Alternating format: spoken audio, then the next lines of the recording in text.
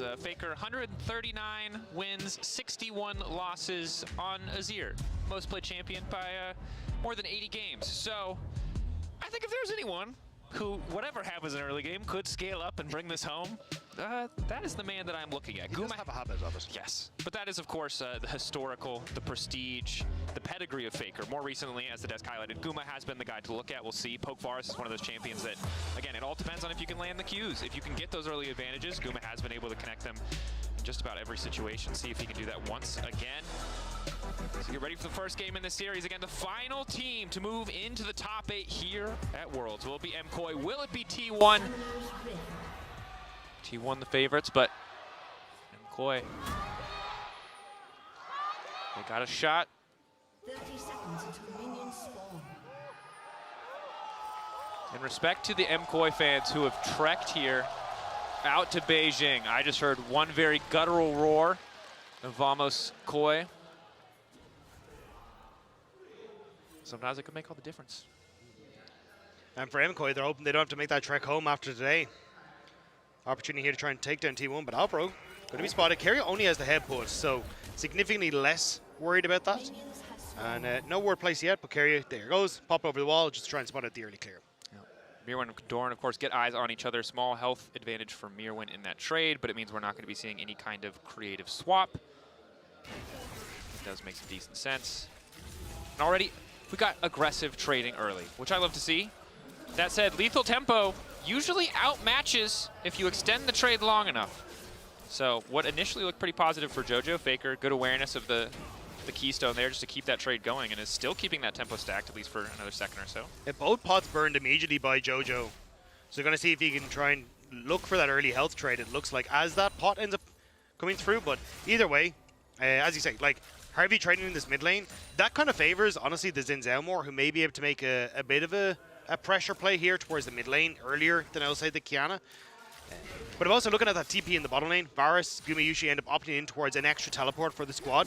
So we'll have to keep track of him, because at this point in the game, with Keria having that unsealed spellbook, that's potentially 4 TPs that T1 have to start moving around the map. And I think that's where we've seen MKOI struggle the most, is when they're trying to play on these 1-3-1 side lanes and getting caught out. If an extra teleport is there, can be a bit of a difficulty.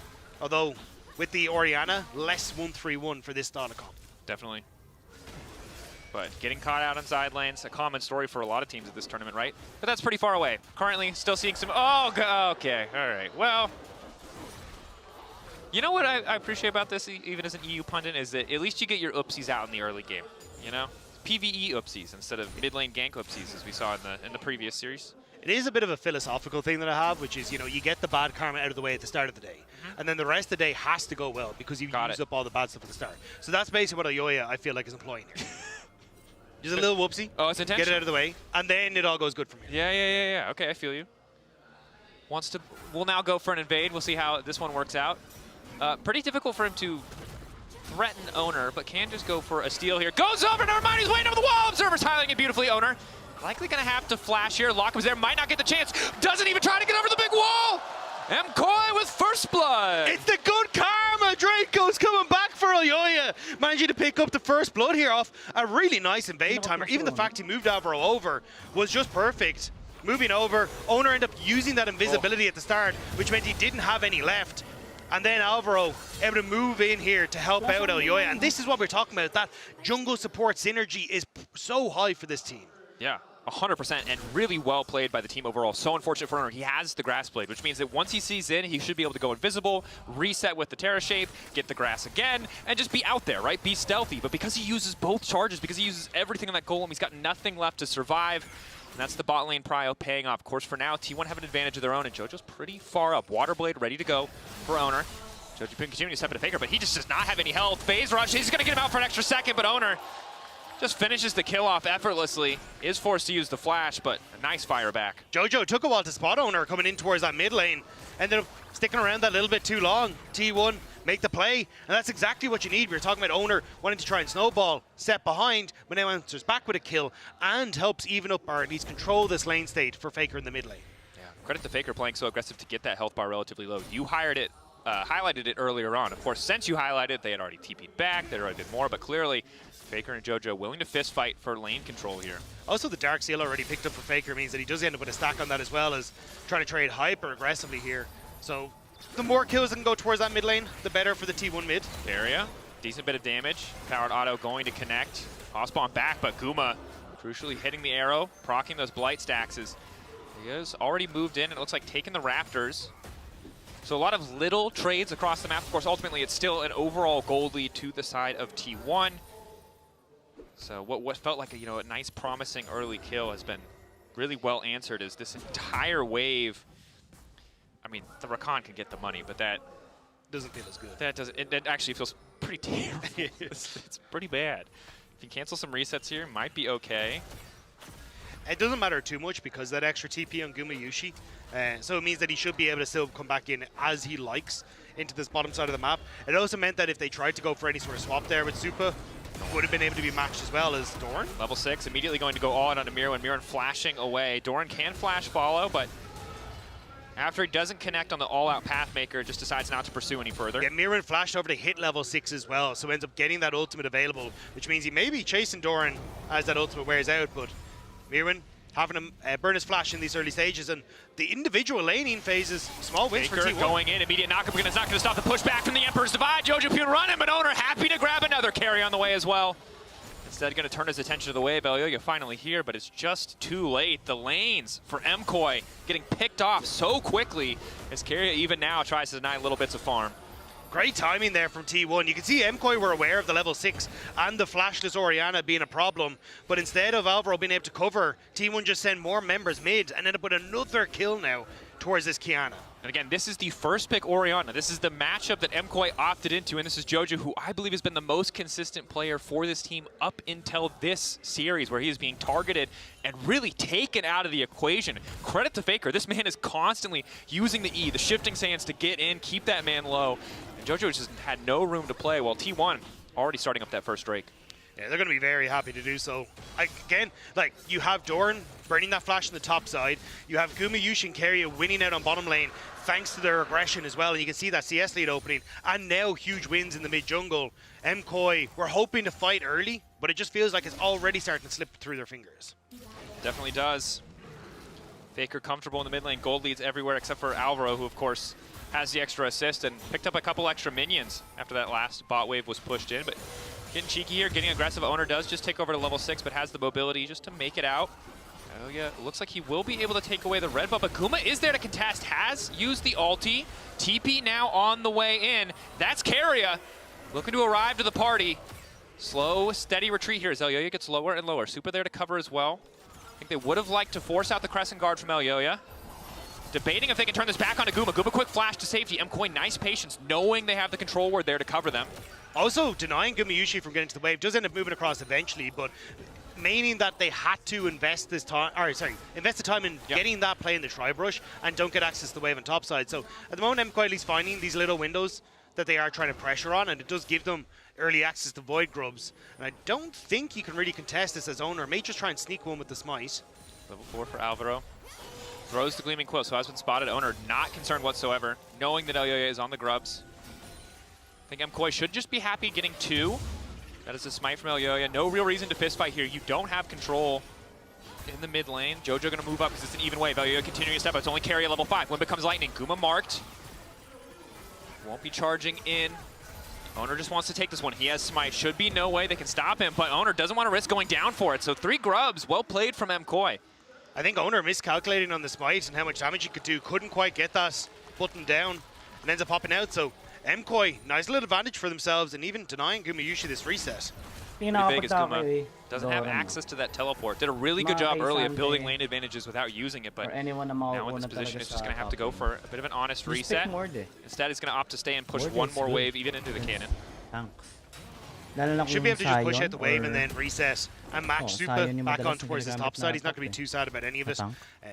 But again, I think like a lot of back and forth here in the early stages. MKOI have been able to find some success in the early stages, but you can look down at the bottom of your screen and just see these small gold leads that are opening up for T1. And I think if they can continue to use this over towards things like the Dragon in 2.5 minutes and keep that pressure up, that's really where MKOI will start to struggle. Yeah, and item completions are huge in League of Legends, right? So the goal really for Owner right now is the difference of having that Profane Hydra. Sundered Sky will be big for Elyoya, but doesn't have it yet. Now they're trying to make a play on Faker in the mid lane. He retreats back to the safety of the Control Ward, and Keria is here to cover. Level 6 before Alvaro, so no access to the quickness quite yet. Overall, gold has evened out. 3 grubs for the Drake, the biggest difference. T1 also going to be able to move in onto this bottom side and set up a nice little bit of vision ahead of this Dragon. You can see both Owner and Keria moving in there, and Faker's fine here. Still has flash, still has the ability to dash away into this bottom side river. So nice job by him kind of solo contesting this area. And Owner is very scary right now, Rob. Yep. Level 7, double buffs. Ready to get in there with the first strike. For now, luckily, he's focused on PvE, but I get a little nervous every time he pokes his head out in the mid lane. Guma only level 7 to Mirwan's level 9. As long as he doesn't get clipped by anything, it should be okay. But Mirwan's flash is going to be up shortly. Could be a problem. Keria now ready to respond, ready to support if need be. It is still a little difficult to make things happen on this bottom side because you can pop the ult Keria and get out of the Mordekaiser ult, but you still then kind of want that for if you're going to set up the tower dive. Yeah. So get it a little fishy, especially even if Mirwan just goes for the ult onto Gumayushi instead. So I think happy enough to just back away off of that one and just cover Gumayushi on the push. But again, like Guma, this long-range Varus is incredibly difficult to deal with, and he's been exceptional on this pick for such a long period of time across his career. And one of the things that he's become known for, I mean, even when you look back at stealing Barons at Worlds, yeah. So not exactly like he's off of any sort of comfort for himself. No, definitely not, right? Those early item spikes for the lethality bars can be so cheap, as well as, speaking of, he has now finished the Sundered Sky. Can be a big tool for sustain, although generally Kiana can be one champion alongside a lethality bars who can burst through that Xin if he's not able to get that ultimate down and really deny a lot of that effective sustain. As TP coming in on the bottom side, Mirwan locking up Gumayushi, immediately taking him into the death realm, but he just quickly walks back, uses the power of the ult, better than the 1v1, the Q flash forward. Gumayushi may have overstayed as well. He's about to get taken out. Mirwan knows he has that one in the bag. Keria now running out to safety. Extra movement speed coming in, that's the power of the spellbook Ghost. T1 caught a bit of sleep at the wheel. Risky proposition for Guma. Might have been a bit of a caster curse, honestly. Hyped him up just for him to get 1v1'd. But he's not used to running TP, you know, so not exactly in the best of spots. Keria. Now sprinting out. Flashing as well. Finally going to use the Unbreakable. This man is determined to live. Has a taxied off of Elyoya, but no one else is coming. They're going to use the Shockwave as well. Keria will eventually fall. Surely Keria will... Okay, Keria has fallen. All is okay.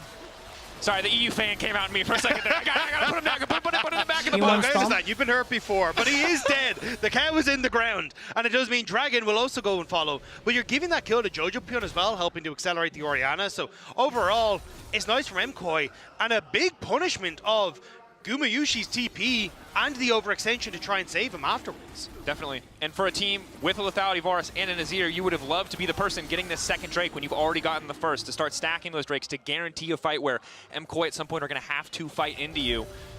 Instead, unfortunately, a bit of a flub from the bot lane of T1. Mirwan looking to rinse and repeat here. Pullback does connect onto Guma. Do they want to keep the dive going? They don't even need to go that deep. Just obliterates him. Keria gonna get taken out. Well, they know he has no unbreakable will. MKOI grab another 2 in the mid lane. Out of nowhere, MKOI starting to pick up a few of these kills, and it's off the back of the play earlier where the flash was burned on Keria and Mirwan just barely clipping Gumayushi after the flash with the claw. And important to note there, observers highlighting well, a wave is the cost of that play, but perhaps that's why T1 felt comfortable, thought that MKOI were gonna send someone up to catch the wave. Skipped the step, did not anticipate MKOI making fast plays, but we've seen over the course of the year, one of the things that MKOI loves to do, they're willing to take those riskier angles, and now it's starting to feel less and less risky, because the Swifties, Mordekaiser, it's scary. I'm just, you know, that is a hard man to stop from getting into your back line as Faker tries to make the difference himself, does get the flash out of Jojo Pion keeping the extension going. Shockwave going to force the flash back from Faker. Carry and Owner there to cover, but neither side going to grab a kill. Just a flash and ult trade on both sides. The thing is, though, it does make JoJo way more vulnerable in an upcoming fight, especially at the Rift Herald in 50 seconds. Having no flash gives Owner that target on his back. So I'm curious how MKOI want to try and keep JoJo safe. Is this forego this Rift Herald and try and keep their mid laner safe in a side lane? Or are they just going to try and attack Owner very quickly as he enters River to try and deny him access to the Orianna? It's a good question. Doran and Mirwin continuing to trade blows on the top side, but it's Doran who's keeping the push up, so that will be a push advantage for the team. Supa can respond, can try to get mid control for himself, but lethality Varus, obviously one of the big strengths of the champion, even when Corki has his Trinity Force spike, is that he can just clear those minion waves so effortlessly.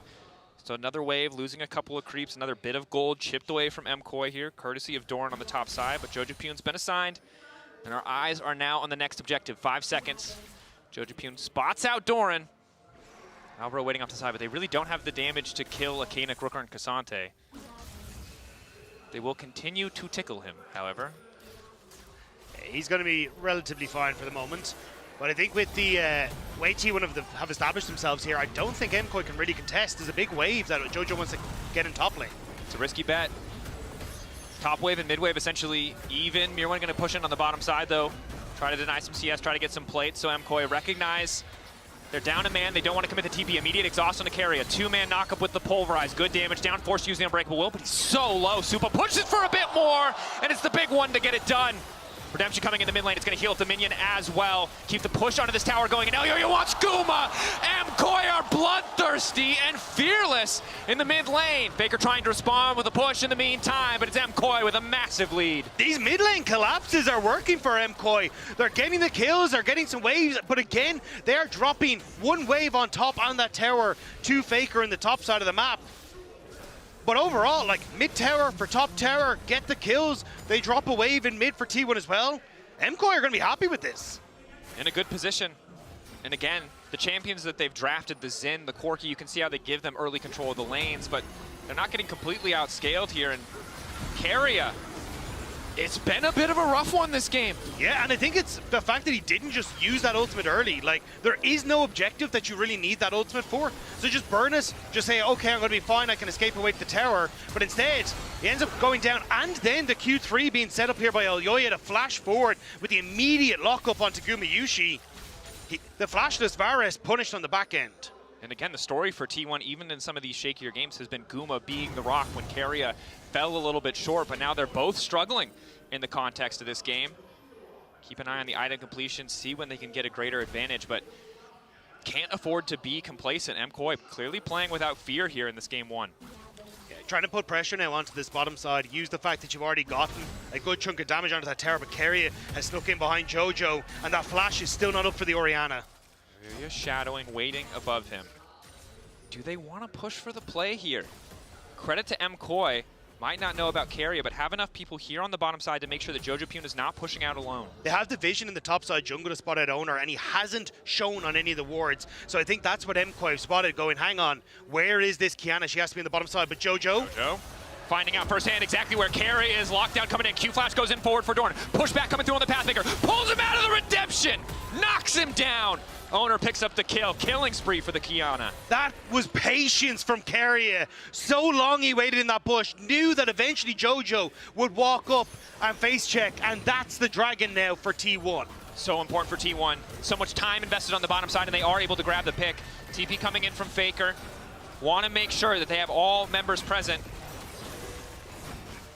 Mirwin lingers a bit in the darkness, debates if there's an angle, thinks better of it as there's a bit of prio in the mid lane. Some minions denied and likely the tier 2 to fall. Supa making good use of that Trinity Force power spike. The Spellblade damage to the towers can't be underestimated. The 3 Void Growth buff as well, doing a lot of work for them in that one. So MKOI getting at least something back, and maybe more as they want to try and push in on Doran. It denies them access to this top side of the map. More turrets for them. 1v1 on the bottom side. Mirwin starting to retreat. Owner debating if he can follow up. Obviously, Earthblade going to do a lot of damage when he gets the next reset on cooldowns. So Mirwin zoned away, but it's just a split map. MKOI getting a tower on the top side. T1 likely to finish off this tower in the bottom lane. Yeah, and for T1, this is kind of what you want in a split map scenario, being able to match a lot of these plays and keep within touching distance on the goal. You do end up scaling exceptionally well with the Azir and this Varus as the game starts to go on, but I think for MKOI, the fact that so much of this gold is going into the hands of the Orianna, definitely they're going to be happy with as well. So it is going to be a case of how much can MKOI do now off of this 2-item spike that we're going to start to see come through, and see if they can just power through our T1. And a huge opportunity for Supa to redeem himself, right, from the last performance that we saw. Has 2 items, just waiting for that tier to fully stack. 103, 1K individual gold lead. We've seen from a lot of Corkis at this tournament what you can get done. We saw a bit of it in the mid lane when they took down Keria, but if they can keep that momentum going, make the most out of the early power of something like the Trinity Force, could put themselves in a very commanding position. But as EU casters, and if there's EU fans out there, you might be starting to sweat, and you might not remember why. But it's that little timer at the top of your screen that says 10 seconds counting down. That buff is called Otacon. And if you have ever watched an EU game ever in your life, you should be a little bit nervous about how this particular objective is going to unfold. We've seen great moments, but we've also seen a lot of throws. T1 staying composed, though. They're going to be a force to be reckoned with. MKOI are looking like they want to try and hard force this, though. All 5 members on the bottom side of the map and no TP among them. So T1, as long as they can play this slow, keep the waves pushed, they're going to get value from Doran in that top side. Alvaro has to be careful, though.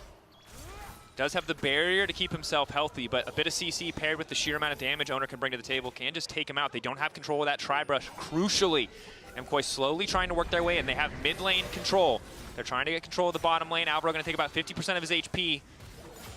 Does have access to the redemption, but instead is just going to opt to reset. Herald used in the bottom lane as Owner finds Supa. Face first, pushes him back to the wall, immediately CC'd. Flash forward with the shockwave! Excellent teamwork, but Owner's still going to be able to find his way out. Now Guma's moving in. Ulti is going to connect, but it's Elyoya who body blocks. Elyoya with the crescent guard, but the snipe from Guma! Dead center right between the eyes to find the double as MKOI are now on their retreat, and T1 take the fight in the river. The MKOI carries tried to combo, but it's T1 who were able to find the fight that they want with the positioning and the snipe from Guma. They managed to get the Otacon off the back of it. Mirman going to stop any charge from the Herald in the bottom lane, but a Herald for Otacon, a damn good deal for T1. Supa, powerful individually in terms of what he could do in a fight. What he did do in the end, nothing. Stunned, finds a bit of a lockup, isn't able to finish the kills, even if the shockwave combo looked good for a moment. And Guma, despite that deficit, Supa was 1,000 gold ahead at the start of this. And that's the downside for MKOI fans. The fact that you couldn't quite pick off Owner despite the play here and the Valkyrie getting interrupted by the Supreme Display of Talent means that when Doran jumps onto him here, he has 0 escapes left. Elyoya jumps in front of the Chains of Corruption, but Guma knows exactly where he is. They finish him off. Elyoya's gone too far forward. And ideally for MKOI, they play this slow. They keep T1 separated and they can actually make a play on that bot lane turret.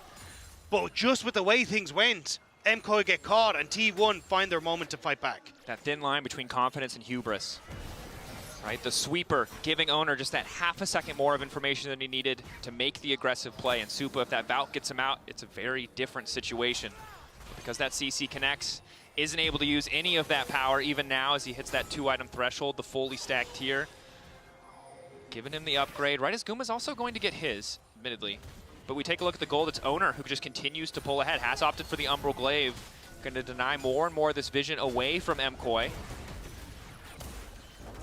And it feels a little bit like that series yesterday from 100 Thieves where the picks and some of the kills were going in MKOI's favor, but when it came towards the objective setup and how to play the map, T1 just ever so slightly ahead. Now MKOI, they're seeing they brute force their way in through the mid lane. Faker is separated. Hot. Charm is there. Lock up on Owner, but he goes invisible for a brief moment. Now he's pulled him to the death realm up against Mir when ulti is really going to do nothing, but Owner's still able to retreat for now. Alvaro taken down. Owner coming over the wall, going to pop out in a brief moment, wants to get the grass blade, doesn't have time. That's the shutdown, but it should be Supa uncontested. Instead it's Keria coming in with the pulverize, and now it's Elyoya versus the world. He goes in on a Faker, but there's too many people. There's not enough sky to sunder. There's nothing left to guard. Jojo wants to make the difference, but Guma grabs it. 3-man shockwave. He just doesn't have the damage yet. He doesn't have the items. Jojo Pune keeps him low, but Doran wants to keep going. Q3 ready to pop. Pull through on the all-out. Looking for the Pathmaker to confirm. Tries to predict Jojo, and it just doesn't work. Doran looks like he's about to fall. Nice sidestep on Guma's Q, but Doran just barely able to walk away. It's the Canadian mid laner trying his best, but it's Faker who's better and snipes him out. I don't even know if that was necessary. That was the insult after the injury, Rob. No man left standing. Alvaro died at the start of the fight. Respawn. Faker's still sticking around like he might kill him again. And the fight here, everything onto Owner to try and deny him. But it's Faker who's now shifted up from the top side, picks off Alvaro to start this off. And you can see MKOI, they're very scattered on this. Supa and Oyoi are so worried about Owner as he comes out. Jojo has been completely isolated. Now Alvaro is in the same boat. Alvaro caught, will just get taken out there. Important to highlight in the fight, Doran perfectly calculating the Pathmaker, the Cassante W, to catch Mirwin as the Death Realm faded, making sure that there was really nothing he could do. And I swear to you, if you are just joining us, that 5 minutes ago, MKOI had a 1,000 gold lead. 5 minutes ago, they were just face-checking a brush at Otacon, and everything seemed fine and dandy, and now here we are, and I think this is what makes T1 and teams at the top level in League of Legends so terrifying, as it is one fight, two fights that can shift an entire game in the blink of an eye. And it really does come down to like their ability to set up well around objectives in the team fights. Like looking at that Otacon, it was, okay, we can catch members of MKOI out where they shouldn't be. MKOI, Supa and Jojo try to make that play, it doesn't work. And now, guys, I mean, Jojo, to give him his like due, and is follow. trying Thank you everything so he much. can with the fancy Don't forget to share footwork, the but live stream as there's well. just too Thank many you. members of T1 standing whenever he gets that shockwave, and there's not enough damage with the build that he's gone at the moment. Nope. And again, credit to T1, right? It didn't start great for Guma and Keria, but have transitioned nicely into this mid game. Guma connecting on all those piercing arrows. Keria with a taxi play to make sure the knockups are connecting. To give them their due, Gumayushi did an exceptional job in lane of getting a lead with the punishment on towards to Supa, but as you say, as they started to move on into that early to mid game, that's really where Keria in particular started to get caught out. You started to see MKOI finding picks onto Gumayushi off the back of that, but now T1, this is where they're dangerous as a unit, stepping forward, choking out MKOI's vision, and Faker, Playmaker, hiding in the shadows. 2.5k, just about individual gold lead. Shadow Flame, the Verdant Barrier. 10 stacks, he hasn't even upgraded to the book yet, but honestly, he probably could. That is a terrifying Azir. MKOI, I think, in a weird way, happy that he's in the side lane and not right up in their face. Now they have to try and hold on to this tier 2. The wave being ushered in, a bit of poke onto Doran, but they don't really have that much damage. No pen for Supa quite yet. And now, as Gumayushi, you're delighted with life. Because the fact that you get to Yes, sit underneath elimination, these towers and Swiss. just take pop shots at everyone on MKOI is so nice with 3 items completed. MKOI trying to check the Baron, see exactly what's happening, but that river is very dark and full of dangers. That it is, and again, the Umbral Glaive for Owner. They've already seen one blue trinket used. Looks like 2 more on the side of MKOI to try and spot out when the Baron is going down, but they don't really have someone on the side lane who can go toe-to-toe with Faker. Doran is a tough threat to deal with as well, so it's just so difficult for MKOI to fight on even terms now. They had their chance in previous fight, but T1 with this kind of advantage just starting to smother them out of this game. Yeah, especially when you're going up against this Kiana, it is very difficult to get control back in your own jungle. You step forward, you end up walking towards a wall, and suddenly a Supreme Display of Talent comes over and you're not having a good time. I love that ability. Yeah. It's so It's a long. mouthful. Yes. You can say ultimate, I promise. I'm going to say, I'm not saying the name. But sometimes if you yell it at the top of your voice, it really does work. You're right. You look nice and staccato, gets the people fired up. I don't think I had that in that sentence, though. Uh-oh. Supa. Falk out. What is the talent, though? Kiana. Have you never listened to her voice lines? She is very pumped. Yeah. Pumped up. Guma potentially caught out. Alvaro not able to hit the charm. Only connects on the Keria. Redemption going in. Q flash from Mirwin. Redemption response from T1. This is a bit of an awkward start. Mirwin losing a ton of health. Pulls Keria into the Death Realm. And now it's Doran into the backside. 4 members strong from MKOI. Slowly working through the health bars, but down goes Mirwin. Doran only losing about 60% HP.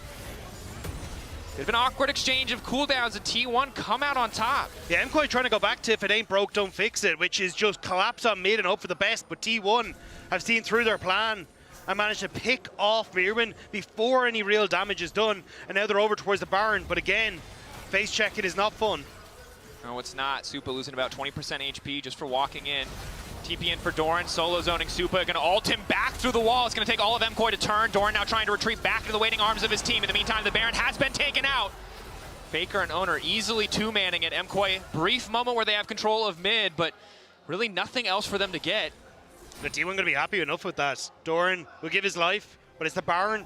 And now that the Baron is taken, it's very difficult for you to try and deny the siege from T1. And this is part of the reason why we see Azir prioritized so heavily, right? Is he is a control mage who does it all.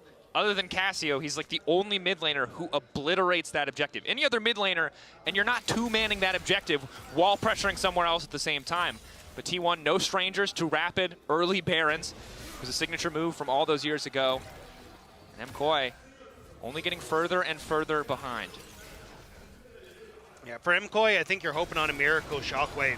Jojo near Shadow Flame, but even then, oh, hang on, Albro on the flank. Nice backstep from Faker. Able to get a bit of CC down. Shockwave going in, but it's really not doing the damage they need. That's the supreme display of talent.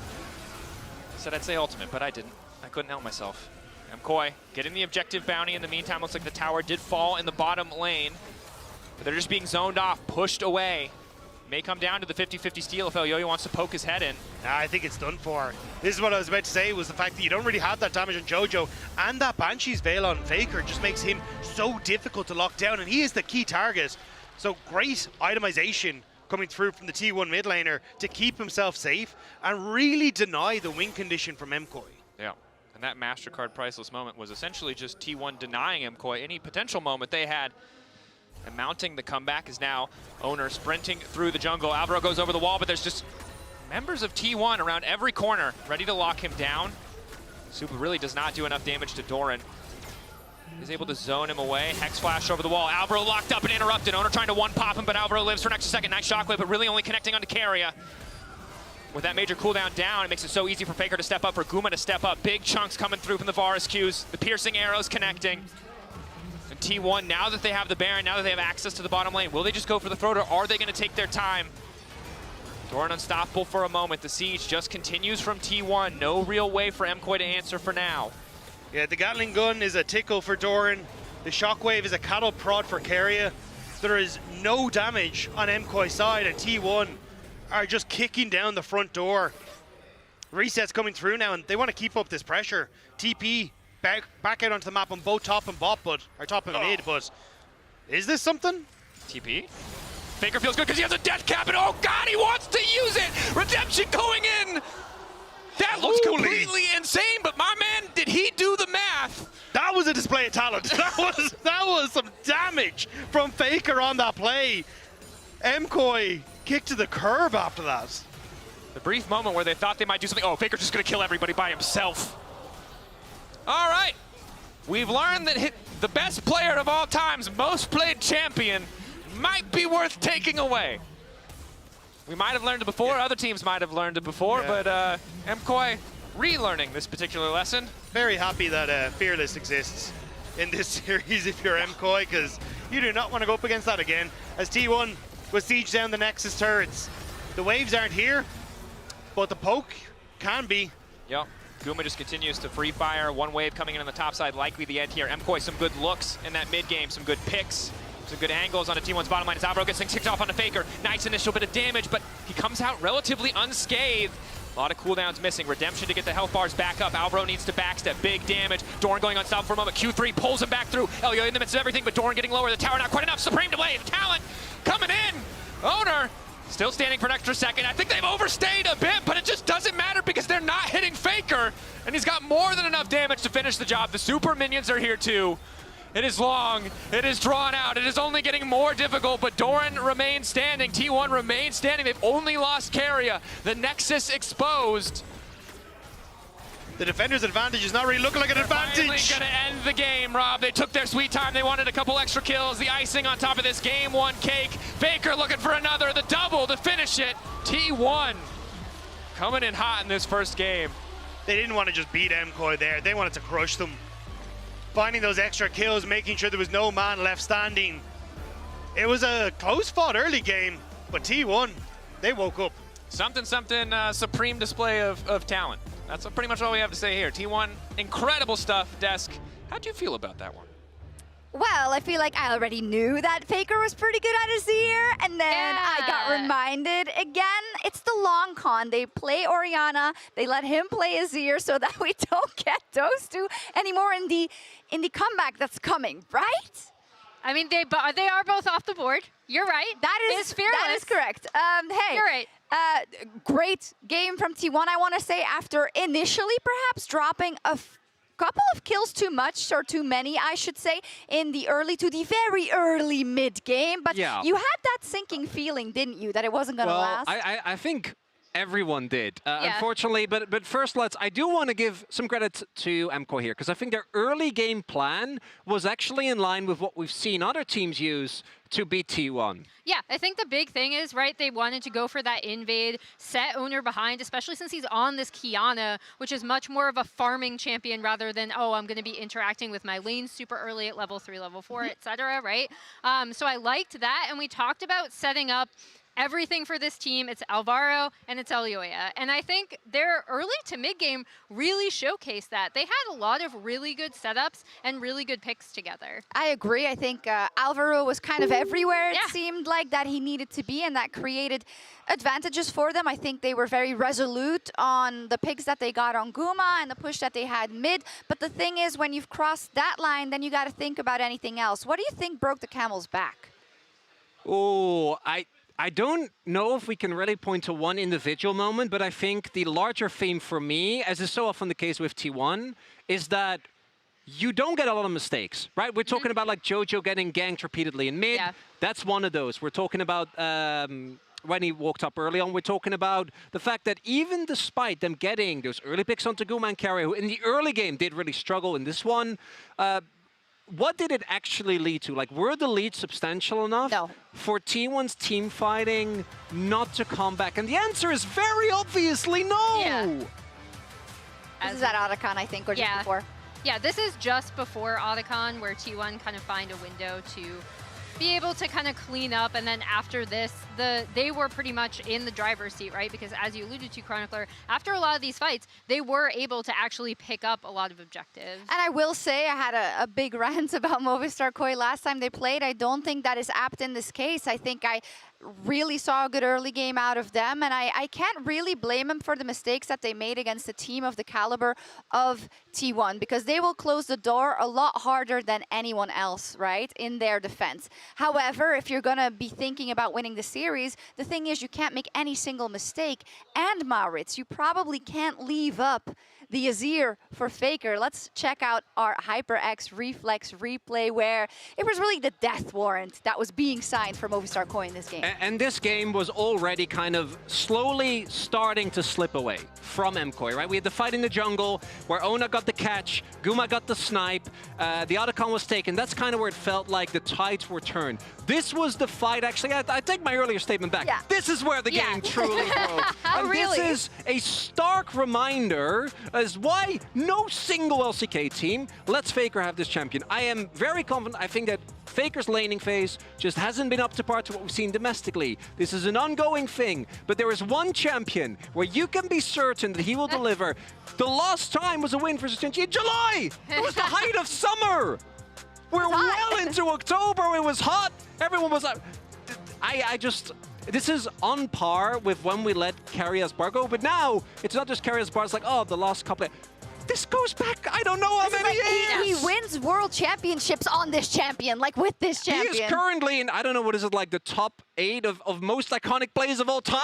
Yeah, with his he's going ruler up against a shuffle. bunch of other ones. Put it between, like, leaving Bard up for Carrier, leaving Draven up for Doggo, leaving Azir up for Faker. Where do This we is the place- worst. Yeah. This is the worst? I actually, Yeah. this is to me the worst. This Yeah, is the same. most Out of any of egregious. and I mean- they knew, right? They knew, they knew. must have known. Yeah, it's just his most iconic champion. It also just allows for such amazing setup in these team fights. You see how confident he is going in, setting up these shuffles for himself without any CC even towards the end, right? And so I think, yeah, I mean, the other good news for Movistar KOI is that Azir is good news. no longer on the table. Orianna right? also not. Yeah. So, Big win. now we'll see it. I am not a game one Andy.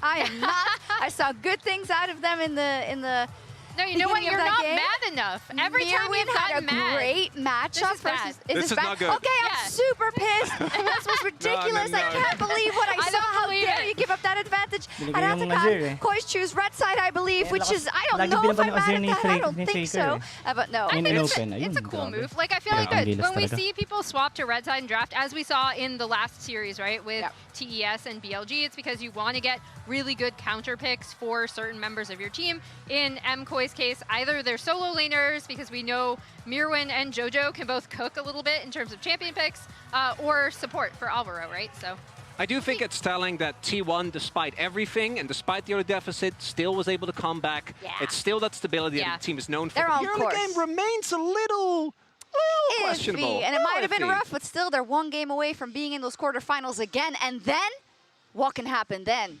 Who knows? We'll have a quick break and we'll be back They with can win game Worlds 2. again. Yes, that was implied, I know. Emily. We'll be right back. It was rhetorical. I'm at Buzzkill. Arm is there. Lock up on Owner, but he goes invisible for a brief moment. Now he's pulled him to the death realm up against Mir when Alti is really going to do nothing, but Owner's still able to retreat forward now. Alvaro taken down. Owner coming over the wall, going to pop out in a brief moment. Wants to get the grass blade, doesn't have time. That's the shutdown, but it should be super uncontested. Instead, it's Carrier coming in with the pulverize, and now it's Yo-Yo versus the world. He goes into the faker, but there's too many people. There's not enough sky to sunder. There's nothing left to guard. JoJo wants to make the difference, but Guma grabs it. T1 coming in hot in this first game.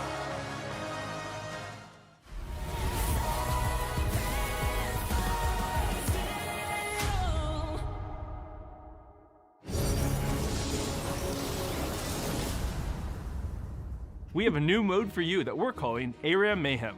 It's ARAM, but with augments. It combines all the fun augment-fueled variations of Arena with 5v5 ARAM gameplay. We want every champion to feel special and get to explore some combinations and fantasies that they don't normally get outside of Arena. It'll be live with patch 2521, so look forward to some mayhem coming to the bridge soon.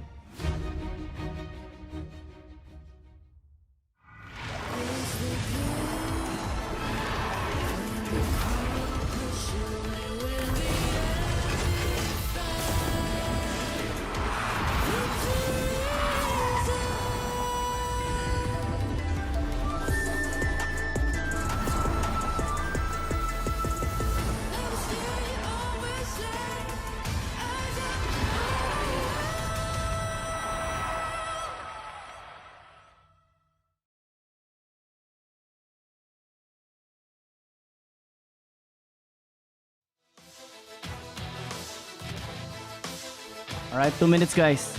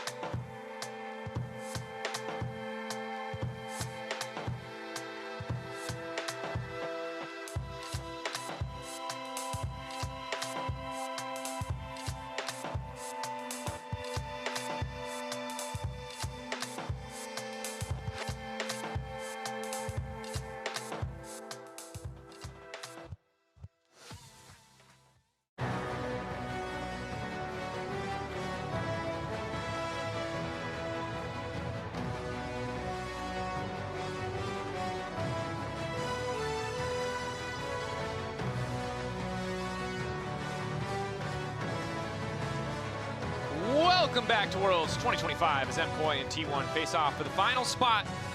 Top 8 here. Next stage, best of 5s, but after that first game, MKOI sent reeling, and we're going to have to see how they recover as we get ready for picks and bans. It looks so close at times. They gave us the hope. It was some of those picks where it looks so close at times. They gave us the hope. It was some of those picks where I was like, oh. It looks so close at times. They gave us the hope. It was some of those picks where I was like, oh my god. It looks so close at times. They gave us the hope. It was some of those. It looks so close at times. They gave us the hope. It was some of those picks where I was like, oh my god. Again. Faker meditating ahead of the picks and bans. If you're an EU fan, maybe you're hoping that he's napping, honestly.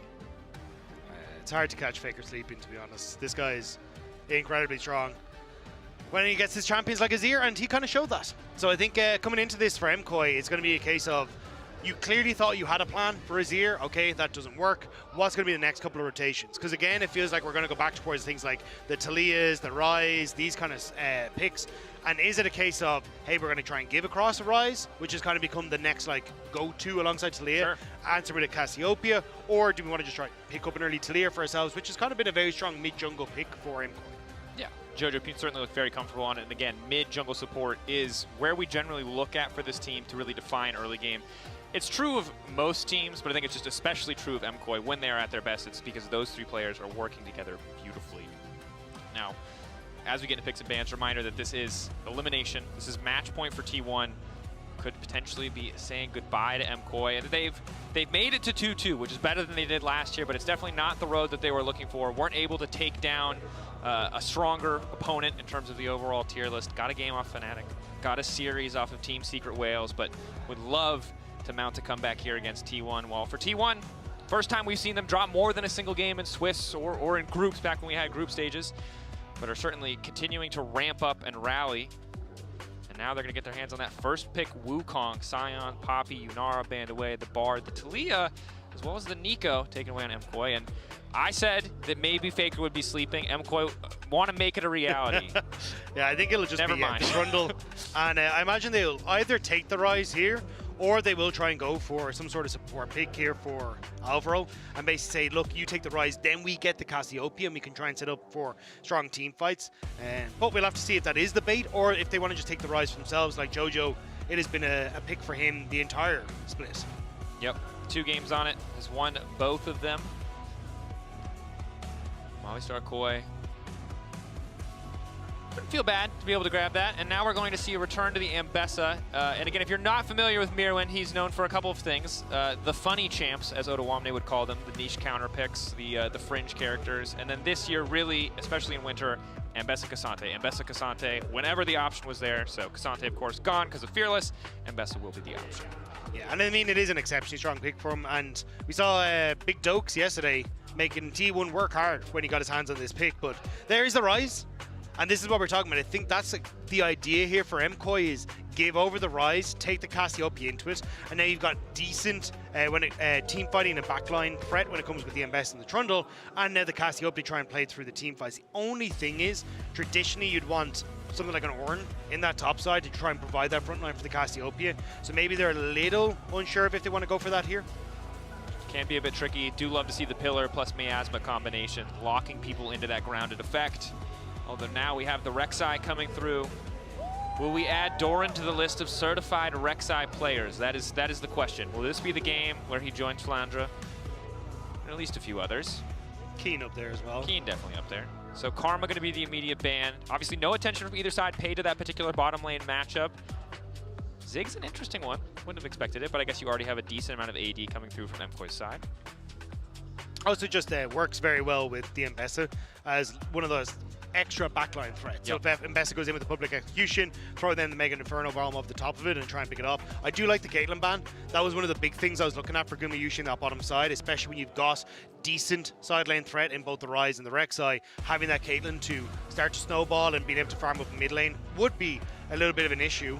Kai'Sa also a pick that Gumayushi could end up opting in for here, just because you've already got like both Wukong and Rek'Sai that can be those dive buddies for the Kai'Sa in this sort of fight. Now see what the angle is here, because you're right, there is so much dive on the side of T1. This is usually where you want that kind of follow-up. Sometimes you see Jin, although Atlas would be mad at me for probably Mao too would both be mad at me for even mentioning that, but it is, you either want the champion that can follow the dive or the champion that can support it from a distance, and they might go a different route here. Hovers, we have the Braum now locked in, really good against so many short-range dive-focused champions, but when you look at the nameplates, when you remember MKOI, they're a team that is usually very reliant on Alvaro for that playmaking, and Braum is certainly not a champion who has that same depth, that same potential to really make those game-defining plays. It does mean you're heavily reliant on Mirwin to be in the fight as well. The fact that you're going to be trying to play side lanes into things like the Rek'Sai means that MKOI have very little when it comes towards engage tools. And I wouldn't be surprised, going to say, if we see the Lulu come through for T1 because you've got so little of that dive threat here. Carrie is playing with her hearts a bit. Sivir locked in, another champion who is pretty good at empowering those dive threats with the On the Hunt. Also scales quite well against a shorter range composition. Really no big long range poke champions. No super safe scaling hyper carry. Cassio obviously can do a ton of damage, but doesn't have the range safety of something like a Jinx or even honestly the Azir that we saw last game. So what will the final option be here? It's Vayne. Okay. Okay. And you know, I honestly, you have to respect it. MKOI, if they go out here, they're going out on their terms, and their terms are no one plays range, absolute fist fight to the death, which are great terms. Yeah, look, it worked against Fnatic.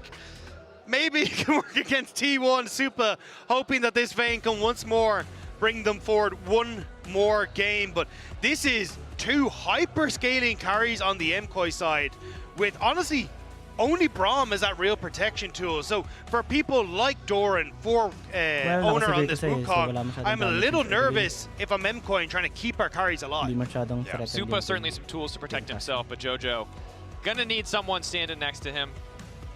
And honestly, they're gonna fist fight. Yes. I think the difficult thing is, and I'll just put a little asterisk next to this game, is because both these comps are relatively short range, if one team gets a, let's say a healthy early to mid-game lead, we might see a rather quick deflation of the hype that we're trying to build. But for all of our sakes, for the viewers at home as well, I hope we have an explosive back and forth.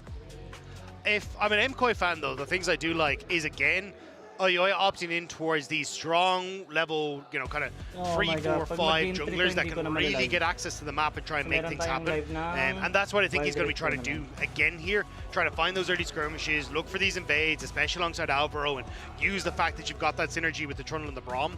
If I'm on the opposite side, though, for T1, it's kind of a similar story of, hey, we can kind of wait until we hit our level 6s, hit this like 2-item spike across the board, and then just look to dive on these two carries and blow them up. Yep. And we have reports of a hardware issue on T1's side, so there is a bit of a brief delay heading into game. We'll let you know as we have more information. In the meantime, we got to take a nice look at Keria, contemplating, thinking, should I have picked Pyke? Would it have banged? And the answer is yes. Would it have been good? Probably not. Yeah, I mean, when you're playing into a Cassiopeia and a Braum, like really good disengage, I don't know if Pyke is exactly what I want to be playing. But it would be a flex if they won with it, because it would. Playing as Pyke against a Miasma is a nightmare. But here we are. Okay, issue resolved. We're now into the game. I got the T1 fightings. Okay, a lot of T1 fighting. I was waiting for the, where's MKOI? I hear it. I think he tried. Yeah. I hear it. There we go. There it is. Gaining some momentum there. Oh, it's the knife grab. Owner ready to fight. Jojo ready to fight. It's like level 1 Twin Fang. Mirwin and Doran going to trade blows. He favors Doran early on, though, as he has that built-in sustain, but either side going to get a grasp proc. And what are you looking at here, Rob? There's a cornucopia of interesting matchups to talk about. I think a large portion of it, again, is going to be on eyes on Elyoya and Alvaro. They got a nice invade off the last match, but I don't know if they're going to be able to get a similar story here, because when you look at Doran, should be able to punish Mirwin in the early stages. Faker as well should have decent push against the Cassiopeia, unless you can go for this hyper-aggressive trade with Jojo on level 2. And in that case, I think it's a little bit more difficult for MKOI to try and brute force their way into T1's jungle. But it's important to note, you can see here on the top side of the map on your mini-map, Faker, of course, trying to take space in mid lane, but on the mini-map, you can see Supa wandering into the top lane. Pinged out, though. Clever early ward here coming in from T1 to spot this swap. So Supa will be able to play really aggressive into Doran, but it's also going to free Guma and Keria to really just hard shove these waves in the bottom lane. Yeah, I think the fact, though, that Supa will have as much control as he wants in his top side is much more important. Doran as well, you obviously want to try and go forward aggressive, make these trades so the Rek'Sai can survive, and she doesn't like when she can't actually get access to wave because she doesn't get to stack up that healing on her bar. So from the MKOI side, nice swap and good timing to prevent T1 from being able to match it. Yep. Fury, it's crucial, right? It's why this champion is so obnoxious in those melee matchups. Champion going to connect the Noxious Blast, but not in a position to Twin Fang. Faker giving the respect. No stranger to this matchup, right? Through all the eras of Rise, Cassio has always been an option, always been a counter. So we'll just back off and knows that he's going to need a bit more time before he tries to go toe-to-toe in those trades. Yeah, I'm curious what happens with Yoya moving towards this top side. Doran has managed to take at least not terrible trades in the beginning, but always an opportunity for an early dive if you can make something happen. It's just that Rek'Sai is very good at dodging away from some of these plays because of the tunnels, because of the flashes. And you've also got Owner who's been able to move up towards this top side as well to match the Trundle. So looks like this wave will just crash and there won't be too much pressure going towards Doran afterwards. Yep. Supa, of course, can try to get aggressive here with the tumble to get some extra poke, and will try to chip away, but does need to respect the potential for an instant flash knockup. Try and turn something back. Alvaro and Keria matching each other here around the mid lane, and again, we have a situation early on that it feels like favors MKOI in terms of overall lane prio. And look at this, they're going to double reset. So both the Vayne and this Ambessa going back as the Rek'Sai TP's down. So is the Vayne comfortable enough to move in towards this bottom side of the map? It doesn't look like it. So we'll have just Australian lanes, but the AD carries and the supports against each other. Max isn't even here anymore. I know. Shame. Faker continues to trade. Bot lane. Okay, so just a delayed initial start to the laning phase. Supa is able to grab the Cole, as is Guma, but Guma, of course, first to the wave. Will be able to push this in, and one of the long-time struggles of Vayne, as long as she has been a champion, is general lack of wave clear. So should be pretty easy for Guma to just sustain a push here on the top side. Will cost him a decent amount of mana, but of course, absolutely no AoE in the kit. So Supa just going to be accepting his position under tower here for now. Nice call here from Keria. It kind of ends up as this ward to spot it exactly what Yoya and Alvaro are up to, because this is what I was talking about. Like, this duo of both Braum and Trundle incredibly strong on the invade if they can start getting some of those auto attacks down. Supa has recognized that fist fighting is the solution. Who's going to get it? That's the third stack. Knockback on Guma. Flash forward auto in the 1v1. Supa comes out on top. The Vayne dueling power is so strong, and even with the barrier, Gumayushi isn't able to match Supa early first blood for MKOI. And again, that's part of the reason why we've seen this matchup before. In the 5v5, Sivir can be a powerhouse, but in the 1v1, Vayne so strong here early on. MKOI now looking to keep that advantage going, but it looks like T1 may have caught them out. Double knockup coming in for Doran. Owner now on the chase. Elyoya needs to get the hell out. Mirwan not doing much to interrupt. Double flashes. Elyoya trying to get fancy with the footwork, but it's not nearly enough. Concussive blows continuing to stack, but Mirwan now needs to leave as well. Flash over the wall to safety, but Keria immediately falls with the Zenith Blade. Now it's Alvaro knocked up. The solo on the top side immediately counteracted by T1 in the bottom lane. The Tremor Sense doing work there, spotting Elyoya and Alvaro as they went into the brush, and T1 picked them off where they stand, answering immediately back for Supa's good work. Real credit to T1 for the quick pulling of the trigger on that bot lane counterpunch. Mirwan going to use his TP to reset onto the top side. Of course, flashless now, which might make things a little bit trickier as he tries to race to that level 6. Supa moving down to the bottom lane, has the recurve bow, will feel really comfortable isolated as we take a look back at the all-in here. Level advantage for Supa. Yeah, managed to step away from the return of the boomerang, which does a lot of work here. And again, it's just this silver bolts. I'm pretty sure he's put 2 or 3 points, or 2 points into that there, rather than going for the tumble as with the amount of damage that was coming off those silver bolts. So that dueling power incredibly high against the silver in the early stage. Yeah. Honestly, I know it's just tumble, yeah. 3 just points the tumble. yeah. Additional damage, right? Huge steroid if you dodge out on the boomerang blade. Ricochet, again, Sivir, great scaling option, but the early level is certainly not where she has a ton of damage in that short kind of all-in trade. Good poke. Not nearly enough there, however, and Supa happy to have that XP advantage as well. Level 6. Final hour. That damage steroid could be big. But unfortunately for MKOI, we're in a situation again where they found some kills, but it feels like T1 are still taking the reins, taking control of the game. 2-0 start for Owner, a terrifying prospect. And you're kind of putting your eggs into that Supa basket, right? He's got the level experience over Guma. You can see Guma's just hit 6, whereas Supa already had it for a little while. Also, the early kill, going to try and accelerate him towards that Blade of the Rune King, but you really do need 2 items on towards this vein before you really become a major threat in fights.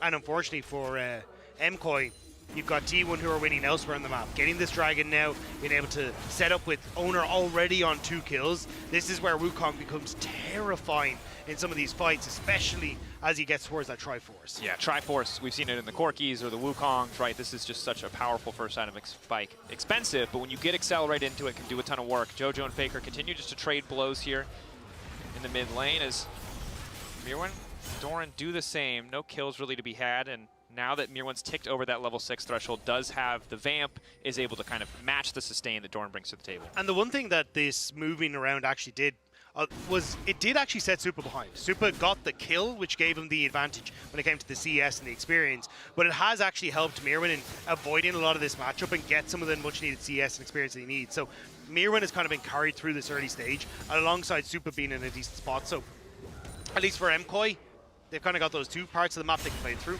Whereas for T1, again, like, I wouldn't be surprised if you just see a ton of pressure now towards Faker and Jojo Pyun. Try and do a similar story of what we saw in the last game.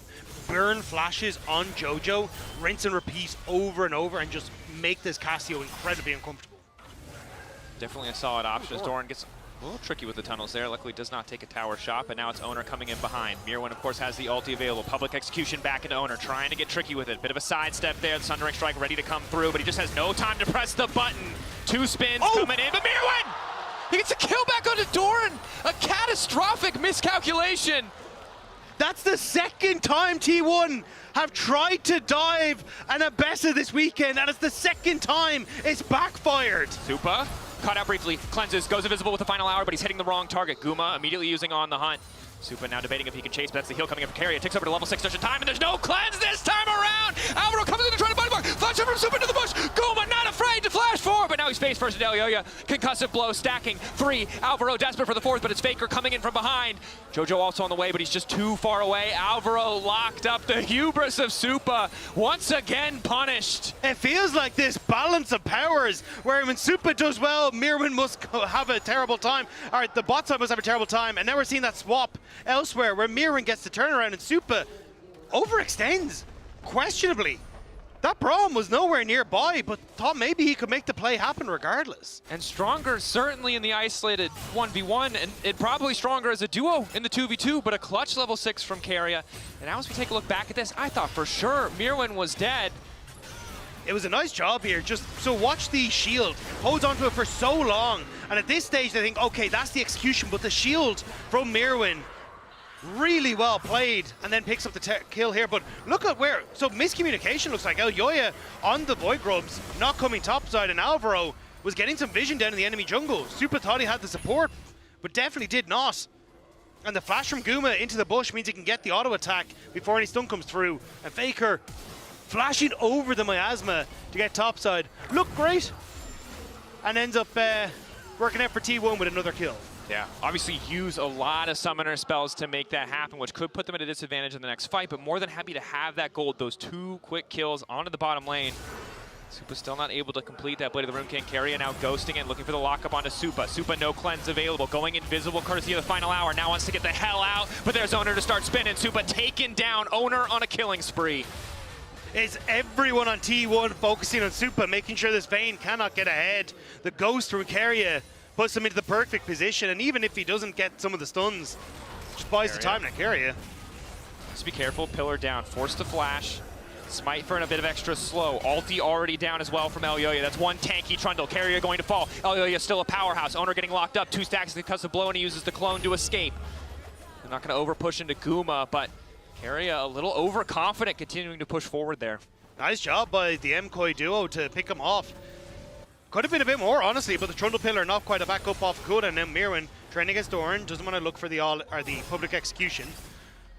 But still, it's very back and forth. T1 are slowly pulling ahead, as they did get the extra kills in that initial bottom side play. But still, MKOI, they are fighting every step of the way. That they are. Oh yeah, opting for the Sundered Sky this time around. Given how many short-range champions there are, I think it makes sense, but it is compared to the completed Trinity Force of Owner. So Owner, much more burst damage, but a bit more sustain for Elyoya. But I think that's the terrifying part, because burst damage against things like Vayne and even this Cassiopeia, who hasn't gotten towards like the Rod of Ages and the Seraphs yet, is going to be a bit of a disaster if you start to move in towards his fights. Mirwin fishing for the execution, but not quite able to clip him. No, he's not. Guma, focus. Now that he has the Essence Reaver completed before even the Blade of the Rune King comes in for Supa, it's so easy for him to just infinitely wave clear mid, deny Supa for any opportunity to force those 1v1s. Here now is Elyoya and Alvaro on the top side. Dorn with the tunnel network. This man's played Zerg at some point in his life. I feel confident saying that. Yeah, it's only not quite a 6 pool available in this game, but MKOI is going to be happy to take away some of these plates on the top end of the map. In return, T1 going to be getting that dragon, so looking for these trades, but again, T1 kind of playing around. Oh, hang on. Doran, potentially a little bit overconfident. Slowed up, he's just going to get taken out. I think thought that he could get a bit more. The rest of the team is on the way. Faker is here. Keria is here. But they were so far away, and you're tunneling into the Cassiopeia with the miasma. Like, that's the worst option out of all you could have done. That was bad. That was a goof. Big old goof from Doran. I don't think he's getting the Rek'Sai. Nope, he's the Rek'Sai license. Yeah, I mean, you can make it top 8, but did you get the Rek'Sai license? I'm not so convinced. Faker doing a good job of trading here. Nice sidestep on the Noxious Blast. Jojo needs to get out. Hasn't hit the Noxious Blast, so doesn't really have the movement speed. Conqueror procs. Faker happy with just the flash. Elyoya moving in. The pillar's going to be big here. Nice initial lock up on Supa as he tries to step back. Alvaro doesn't have the Unbreakable quite yet, and they're starting the retreat. Owner getting good chip damage down to Elyoya. The flash still keeping Elyoya alive. Keep your eyes on that Realm Orb. Hand delivered, but he's already been stunned. Owner locks in for a moment. Wants to turn on to Elyoya. Tries to finish off Supa, but down he goes. Dorn arriving just in the nick of time. This is a double knockup. Guma goes over the wall, and he's looking to clean up house. Mirwin's still standing, but he doesn't have the ultimate because of the play earlier. T1 firing back. That ultimate is so close to getting off the cooldown. I think Mirwin wants to fish for Faker, but it's a bait as Dorn finds him in the bush. They're going to continue to push forward. 4 seconds on the public execution. Guma, does he have access to the spell shield? Jojo and Mirwin hesitating for a second. Tunnel interrupted. Mirwin still walking up.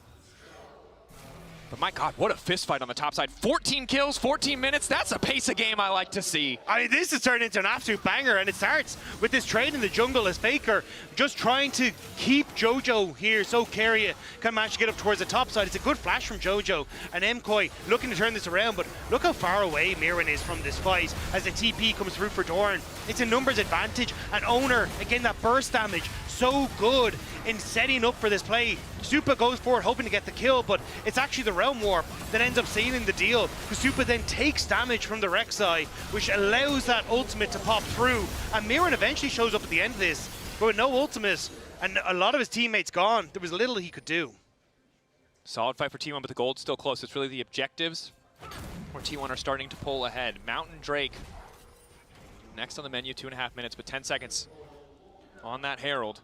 The nice thing here for Supa, though, Blade of the Rune King now completed, so is in an okay spot if Alvaro doesn't get caught here on the top side, where you can hope to try and play around his 2-item spike, but like Doran, Owner, Faker all do so well when we come into this kind of 20 to 23 minute mark. Keria potentially caught out once again. Alvaro taking a big chunk of damage, though. That's the Unbreakable use. They get Keria's flash, but Supa's still taking his time to clear mid, and this is one of the things that's going to be so frustrating for MKOI, is it just takes a year for them to get mid prio. And that's the MKOI, every single game so far have been doing this play of abandon sides, overload mid, and hope we can catch people out, but T1 have started to get aware of the ruse, and now they're just losing minions top, they're losing minions bot, and the TP from T1 to contest. Full 5v5, Hex Flash over the wall from Keria, Solar Flare available, the Cyclone as well. Alvaro with the blinking health bar is going to be forced to retreat, does have access to the redemption, so it'll just be the Herald conceded. Are they going to spot him?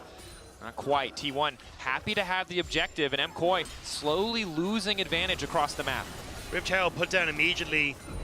The cavalry from MKOI is here, but T1 are here en masse, and this tower will fall with little MKOI can do.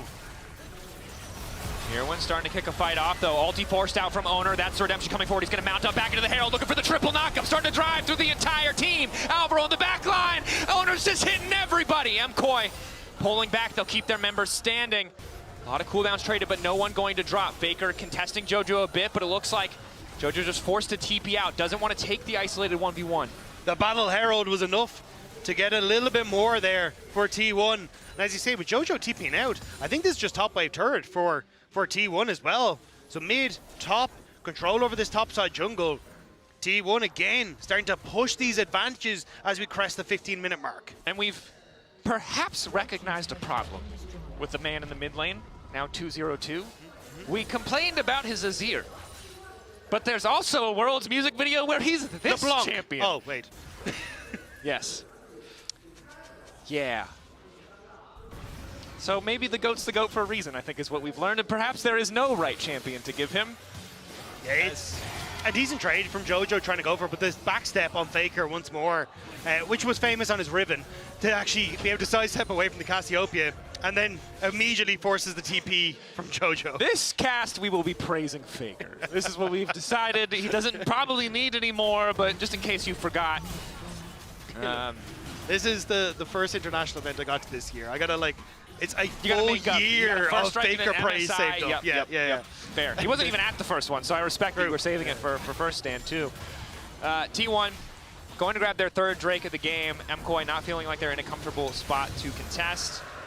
And you can see why, right? Steadily falling behind. 1.5k doesn't seem massive, but it is tough. They have less wave clear overall. They really haven't found an opportunity to take control of the side lanes. And you saw in the 1v1, Cassio is still really hard to play in the Rise, right? You need to hit the Noxious Blast. You need those empowered Twin Fangs. If you miss one ability, Rise is easily going to outdamage you. Yeah, and with the phase rush, it does get very hard very quickly thanks to the extra movement speed. But I do think MKOI, if they can hit that kind of 3 item, are in a decent spot. It's just a case of slowing the game down enough for that to happen.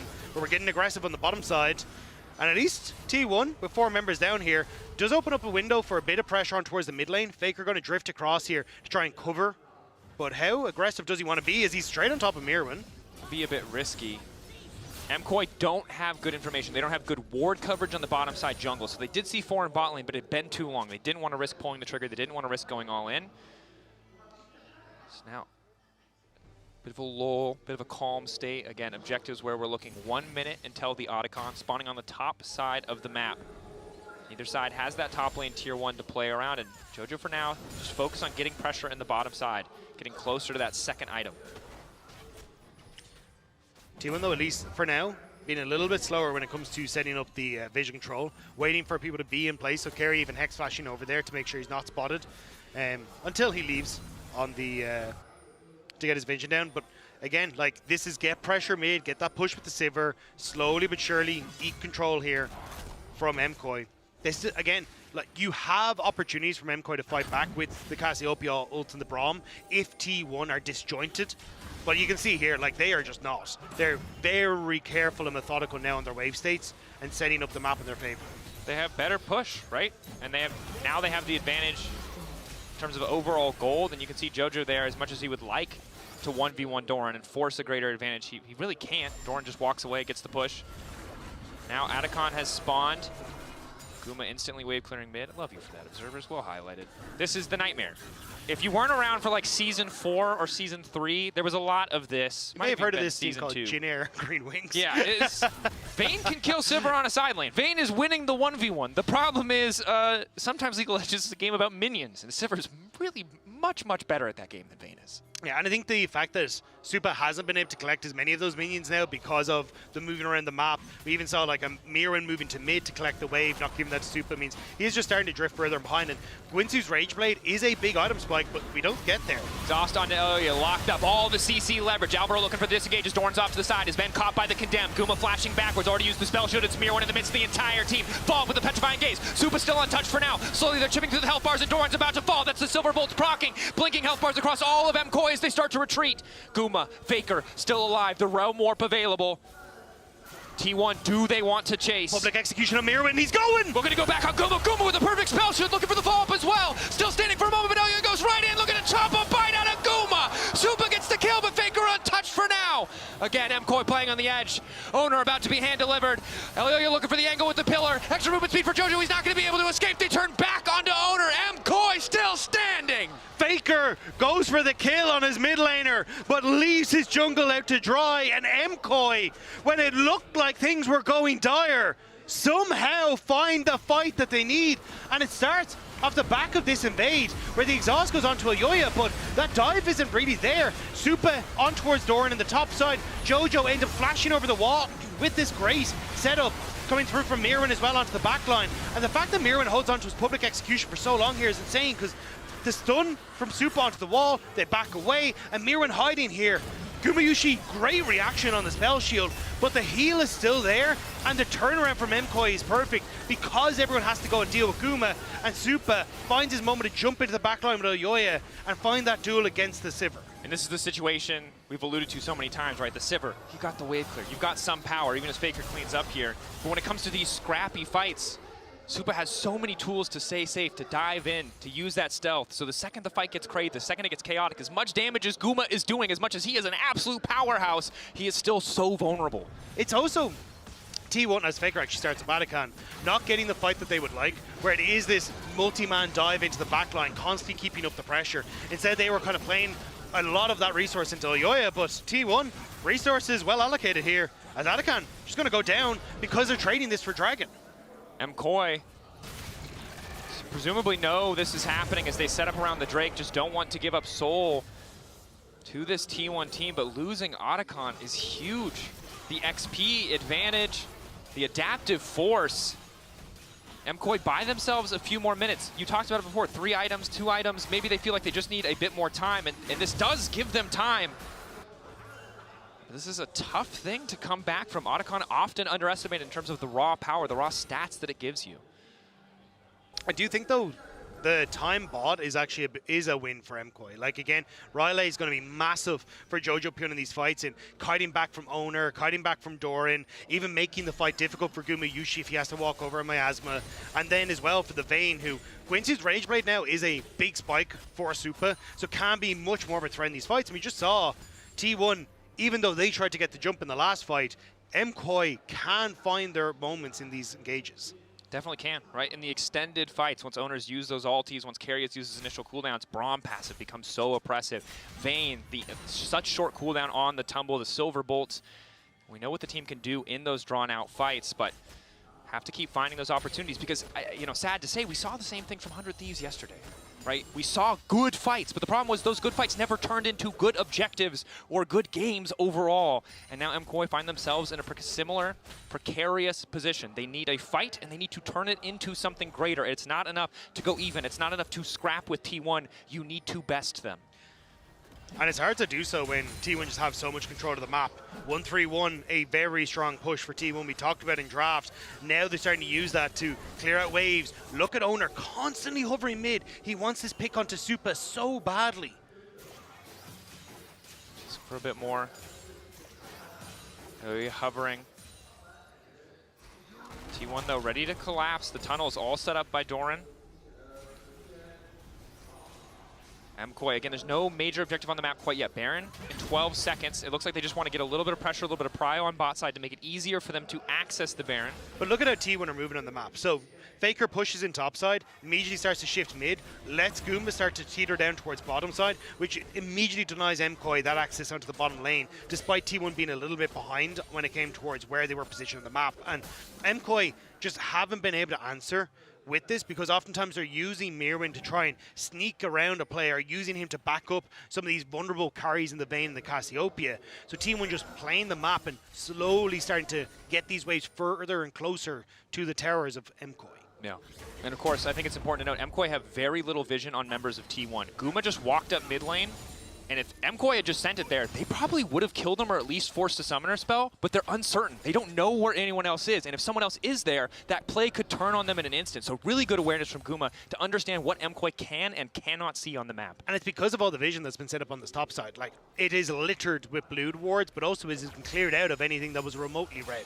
So it does make it very difficult then for MKOI to really understand where are people in relation to Gumayushi. And now the resets come through. 2 minutes until that dragon. Baron is up and available, and you have to play the dance of MKOI of how do we keep both sides of the map safe. that you do is Mirwan starts to trade blows with Doran, and you can tell that MKOI feel like they're behind when they're using their control wards in their own side of the jungle rather than neutral place, although they finally push that vision line up. We do finally have the Rylai's for Jojo and the third item completed. It will make those fights so much easier, so much more difficult for a lot of the short-range threats on the side of T1.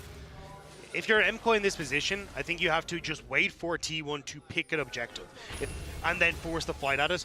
There is no real opportunity to try and trade. Maybe if you want to try and use Ambessa to take the dragon, but you can see Doran still happy to take these trades on the bottom side against Mirren, so I don't think you really have the 1v1 potential as Mirren to force that objective by yourself. Definitely seems that way. Owner drops a control ward. Slow, steady choke out of vision. Farsight available for both Jojopyun and Supa. Again, it's a long cooldown, so really want to wrest control back from T1 here. Do have a pretty fast Baron once again, Rise amongst the champions who can really shred through that objective. But it's the same for MKOI if they can find an angle. MKOI very slow in retaking, but it does give these little windows where carry it, resets, pick up a bunch of wards, Doran able to reset as well. And now, if you're looking at Supa, he's completely tapped out. And this is where T1 trying to get aggressive, knowing that Alvaro doesn't have the vision to contest them if they can clear it. I'm not sure if the observers are able to hear us, but if they can just show the vision difference between these two teams. MKOI sees so little of the map. Honestly, T1 might as well be playing with map hacks. Look at this. They have bits, they have pieces. The only reason they even have a remote idea of where T1 are is because they know this dragon, this soul, is spawning in 14 seconds. Already Faker taking control of mid. MKOI have a bot wave that they would kind of like to push in. The price of admission for them even to group here is going to be a wave of minions.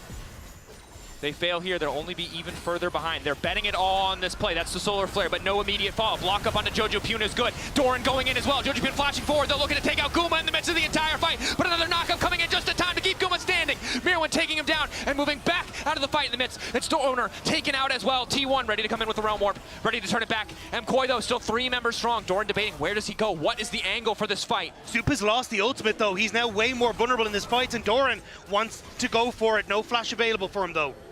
And Alvaro need to protect Supa.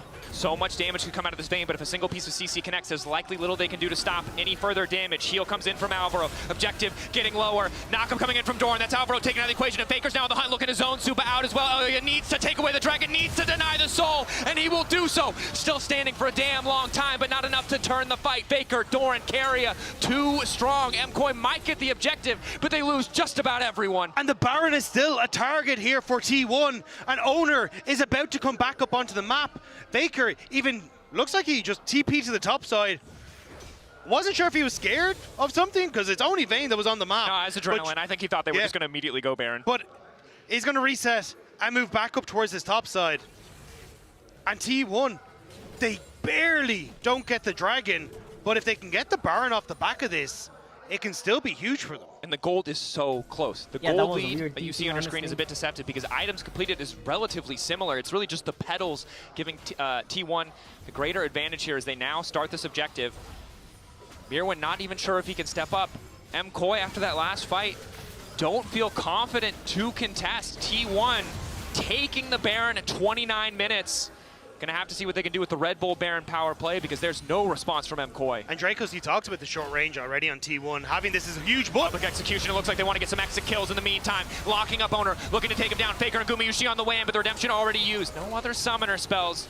So we'll just be the single pick that will slow down this Baron, but MKOI know that they need to play for more. They can't afford to let T1 choke them out. The Rylai's onto Faker though, the slow, nearly enough to keep him in place, but that will slow down this Red Bull Baron power play from T1 because they just don't have the members on the map. A pick from MKOI might have bought them more time here. Gives them a little bit more space to maneuver. 3 minutes to the next Drake again. T1 at Soul Point. Wave clear advantage in their favor. Likely they should knock down at least a few of these tier 2s, but for the next 15 seconds, Owner isn't around. It means they'll at least need to concede a bit of space on the map. So, as you highlighted, the pick gives them some time. Chips away at this Red Bull Baron power play. Means that T1 cannot take everything. Should give them mid-tower as well, and that'll open up, well, maybe not with the TP, but I was going to say should give them the opportunity to actually get some deeper vision. A huge portion of this game for MKOI has been played in the darkness, not being able to figure out where T1 are on the map. Now, the deeper vision here, Keria should be able to spot out, as it is just a control ward, so should know exactly what's happening. But still, they just need to get back to base, spend the gold, and come back onto the map and keep T1 on their side. It's tricky now for MKOI, surviving the siege, right? Guma with the ricochet can just make these MKOI members eat so much damage even while they try to defend their own towers. And on the hunt, available. MKOI overcommit here. Oh, you walk face first into Guma. Lockup is there. Ulti connects from Alvaro. Nice petrifying gaze, kick things off, and down they go. MKOI with one more fast play. One more pick, but this time they want the full fight. It's Doran splitting off. In the meantime, MKOI immediately turn back. That's to get them right back into the wall. Lockup for the concussive blows, but the tunnel's keeping Doran standing. All of T1 immediately retreat. They want nothing to do with this. Doran will be sacrificed. T1 punished. Flashless Gumayushi was caught by Ayoya, and that miasma barely keeps him in check, so MKOI can chase them down. And by some miracle, MKOI are constantly finding these picks that are holding them in this game. Look at the top left of your screen. That Red Bull Baron power play is negative for T1. 1.2k, all that separates them. The flowers as well, of course, still putting T1 in a favorable position. The scaling of the Sivir still feeling like it puts them in a strong spot. But MKOI making the risky play happen, waiting in the darkness, not willing to just go quietly in this game. Again, T1 match point advancement moves them up into the top 8, 4 for 4 LCK seeds, advancing to the quarterfinals. MKOI need to win here and win again, or they will be sent home. And I do think this, if Super resets here, is the adaptive helm finish for him as well, making him significantly safer in these fights. 6, 3, and 4 in the Vayne. We were questioning whether it would work if he could hit this late game, and now, with 50 seconds until that dragon, this could be the picks that MKOI need, and a potential third dragon, mountain dragon for them, makes them very tanky, which is exactly what you want against this kind of more burst-heavy team from T1. Makes a lot of sense. 38 seconds. Again, Supa doing his best to clear these waves, get priority in the mid lane. May need to be ready to fist fight just to gain control here as T1 are matching. Flashes up across the board except for Alvaro. And it is just Gumayushi missing his barrier alongside it, so maybe vulnerable if MKOI can get on top of him and Miasma can lock him in place. But MKOI now taking control here once more in River. Faker waiting off to the side, MKOI no vision, up into mid lane.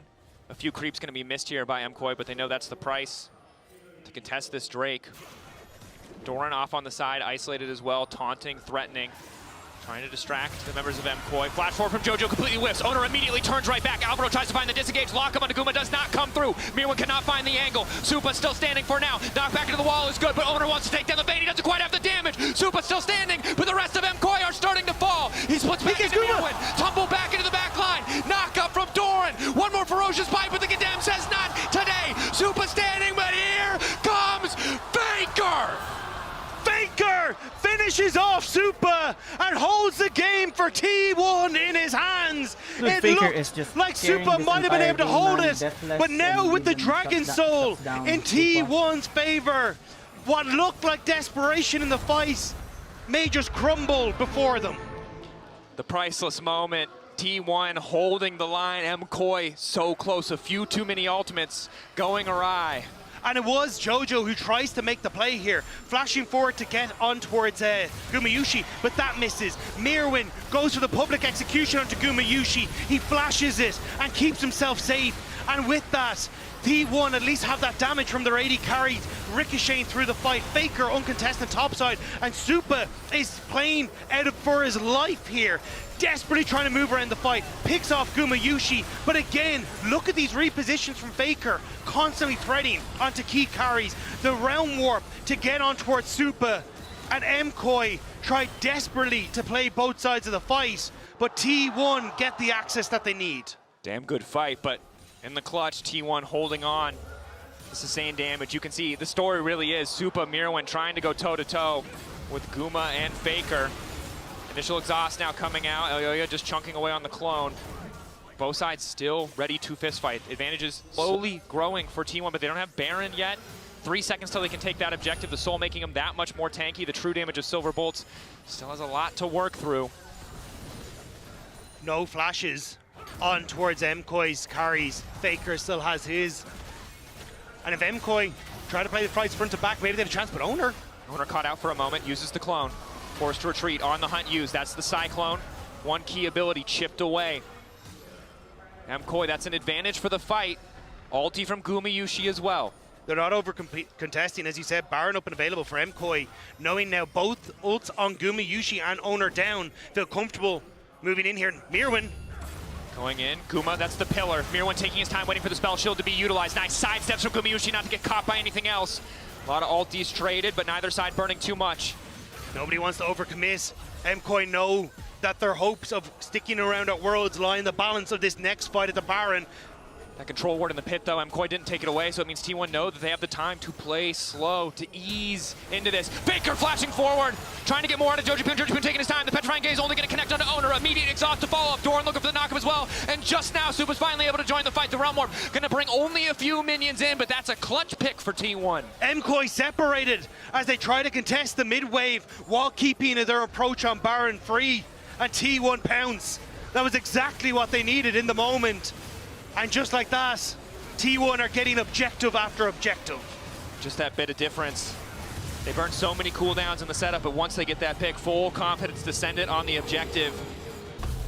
Faker not afraid to walk face first into JoJo, trusting his reaction times to just dodge the Petrifying Gaze. And it feels like this Red Bull Baron power play may be the last in this series. MKOI once again in a position where they have to hold the line. Last time it was picks that stopped this from being a problem, that stopped the Baron from getting full effect, but they're completely on the back foot this time around. And that's the thing, it's no longer about where you are in your build or what items you could try and hit. It's the fact that again and again T1 have been able to find those fights, have been able to spread MKOI thin. They're picking off JoJo at the start of these fights, and then it just becomes Supa versus the world. And Vayne sometimes likes those odds, but in this sort of situation, T1 have been able to shut Supa down every single moment. I don't think anyone's playing odds against T1, brother. No matter how good, no matter how fed. There's a reason they're the two-time, the back-to-back. Both these teams, a bit of an awkward road to qualify. But all that matters is getting there, making it to the next stage. T1 on the precipice of taking the series. MKOI, the cusp of elimination. Have to hold the line. Doran very quickly making his way through that middle turret. The Demolish doing work. As T1 just letting the minions do the work for them on the bottom lane. There is no one that can really approach these waves, and that wave clear is abysmal on MKOI's side. That it is. Everyone trying to contest Doran, but again, the tunnels are set up. He's not even going to use it if he doesn't have to. Another inhibitor tower falling, likely 2 inhibitors to follow. There is a wave amassing on the top side. MKOI Worlds starting to sneak away from them as T1 continue to put a stranglehold in this game. Supa walking up stun initially onto Owner, does still have access to the GA. Double ultis, both supports trading, and T1 with a quick retreat. Happy to have 2 inhibitors, no need to risk anything else. Looking for, they found Guma. They end up interrupting him, but no public execution to follow. Guma had the flash if he needed to. Get the TP at the very least out of Carrier, who's there to cover for his AD carry, but on the hunt, and the spell shield both still available for Guma. But now with super minions in both mid and bot, there's no one who can clear that out very quickly. MKOI going to find themselves thin on the map once more. T1 starting to escort these minions in and then move up towards this top side. MKOI begging for a chance at one more 5v5 despite the gold deficit, because they know if it comes down to PvE, if it comes down to waves and prio, that they just do not win. Doing everything they can to clear the waves before T1 are in a position to threaten. But it's not just one fight. Mid towers all still stand. Bot lane fully stands. MKOI need to find one fight that can fall into another, that can maybe get that domino going in their favor. Once more into the abyss, once more from Movistar Koi. Owner locked up for a brief moment, on the hunt used. MKOI retreating back to the river, but unbreakable down for Alvaro already. Oh yeah, isolated. 5 members grouped for MKOI. Super Minions in the bases. MKOI start the Elder. They need to find this fight now and quickly. TP there for Doran, and he's immediately going to use it to go to the base. He wants to threaten the backdoor. MKOI don't have great tools to respond to this. T1 just need to keep the pressure on, and Doran will end the game. Owner with the knockup to keep things going. Carrier there as well. Rise with the Row Morph. It's Faker and Guma alongside Doran to try to end it all. Mirror1 doing his best to hold the line. TP coming in for Jojo Pyun. They're not going to be able to cancel it. Mirror1, Jojo Pyun. They need to make this work. They don't have the angle. Guma with a perfect spell. Shield is still going to remain standing. T1 move on to the top 8 at Worlds 2025. MKOI are sent packing. Everything was Nice one, taken T1, from them in nice a one. moment. Nice one. MKOI looked like they might have been able to hold on, but T1 continued to stride forward towards playoffs, to continue forward to defend their title. A valiant effort from MKOI, but T1 outmatching in this best of 3 to qualify for the bracket stage. Let's send it over to the analyst desk. Mr. Koi sang one hell of a last song, but it wasn't enough because the eternal dance that keeps on giving is the one of this T1 roster who once more make it to the knockout stage of the World Championship and now can continue their road to possibly their 3rd in a row. And when you hear those facts, I think Well it played, puts well into played. context how Alright, hard guys, it was I'm from gonna be Mr. ending Koi the live today, stream right despite now. them. We need And to prepare forgive me the for pun, the fighting Great Tournament like of Tom Clash. I'm absolute gonna be live lions streaming in that last game. Yeah, in one about thing 10 I minutes, really love to see and from we're this gonna do some wild drift. Movistar Koi Alright, thank you so lineup much, as guys. they Please take their feel free to final follow, bow to and this Beijing crowd in a while. is Bye-bye, guys. they Bye-bye. and 100 Thieves to this T1 team, right? Like, they both knew it's going to be a